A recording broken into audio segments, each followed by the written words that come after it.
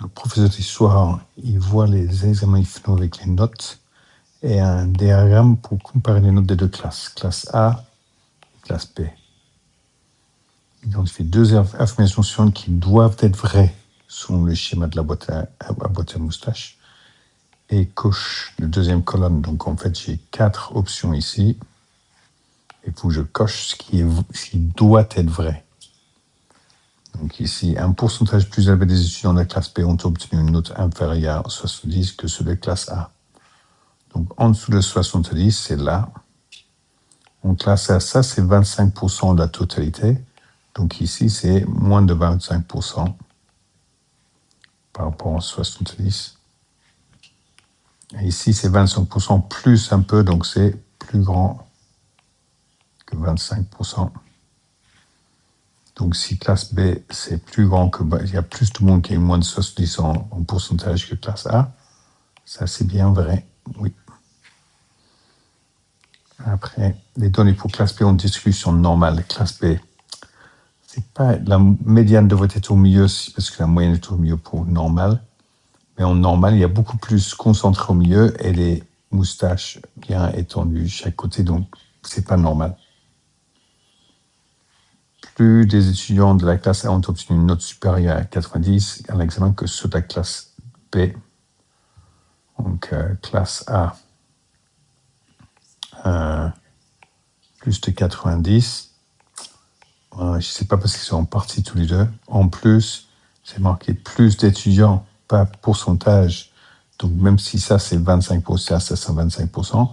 Si la classe B est 2 fois plus grand que la classe A, je ne sais pas, il y a peut-être beaucoup plus là-dedans. Donc, le nombre de personnes, je ne peux pas savoir. Donc, il se peut, mais c'est mettre doit être vrai. Donc, ça, c'est pas sûr que c'est vrai. L'écart interquartile pour la classe A est inférieur à l'écart interquartile pour la classe B. L'écart interquartile pour la classe A, c'est la distance là. Pour la classe B, c'est la distance là. Donc, c'est Q3 moins Q1, c'est la distance. On voit pour classe B, c'est beaucoup plus grand que classe A. Ah oui, c'est exactement ça. On peut cocher ça. Et c'est noté qu'on devrait cocher 2 affirmations. Donc, on a bien choisi 2. À la fin de l'année, il interrogea un échantillon aléatoire des élèves pour déterminer en quelle mesure ils étaient satisfaits de son enseignement. Dans un nombre de 1 à 10, 1 pas du tout satisfait et 10 très satisfait. Donc voilà les résultats pour les classes. Il estime qu'il n'y avait pas de différence de satisfaction dans les raisons entre les deux classes. Distribution normale et propose d'effectuer un test T au niveau de l'explication de 5%. Donc on peut faire ces tests de T, c'est moyenne. Pour prendre la moyenne de classe B et la moyenne de classe A et les comparer. Et lui, il croit qu'il n'y a pas de différence. Donc, pas de différence. L'opposé, c'est qu'il y a une différence. Donc, notez les hypothèses nulles et alternatives. Donc, hypothèse nulle, c'est que moyenne de classe A est égale à moyenne de classe B. Bon, je ne devrais pas avoir l'égal là, c'est 2 points. Et H1, moyenne de classe A n'est pas égale à moyenne de classe B. Trouver la valeur de P de son test. Maintenant, on va mettre les données dans 2 colonnes là ici et on fait un t-test entre les deux avec les données groupées. Donc, on a que T est égal à. Je vais ajouter une page. Ajouter une page. Et c'est tableur et liste numéro 4. Je veux classe A et classe B. Je vais mettre les valeurs dedans.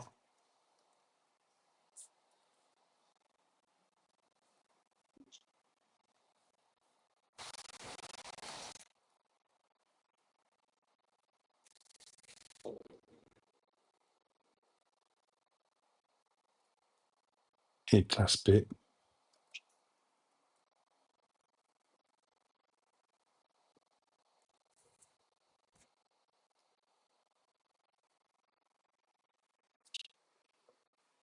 Donc, j'ai toutes les valeurs dans mes colonnes pour classe A et classe B. Je vais aller dans la calculatrice, donc je passe à gauche d'une page. Et je vais faire le test. c'est entre deux échantillons. Donc, menu statistique numéro 6, test statistique numéro 7, test sur deux échantillons, c'est numéro 4. Méthode de saisie, j'ai mis des données dedans, donc données OK. Liste 1, c'est classe A. Liste 2, c'est classe B. Fréquence, donc effectif, c'est 1 pour chaque. Hypothèse, on voit quelle différence entre les deux, donc ça c'est, il n'y a pas de différence entre les deux. P, toujours oui. OK. Voilà, j'ai les valeurs probabilité et la valeur de T. 1,68853 qui est à peu près égal à 1,69 à 3 chiffres significatifs. Et la valeur de P est égale à 0,110700 à 3 chiffres significatifs. Donc on a compte pas les 0, 1, 2, 3 c'est là, le 7 le monte à 111 plutôt que 110, donc c'est 0,111, 3 chiffres significatifs. 5% est égal à 0,05, et on compare les probabilités, ça c'est plus grand que ça. Donc 0,111 est plus grand que 0,05, donc on accepte H0. Il n'y a pas assez de données, pas assez de signification pour accepter H1. Et donc on suppose que l'estimation des deux classes est similaire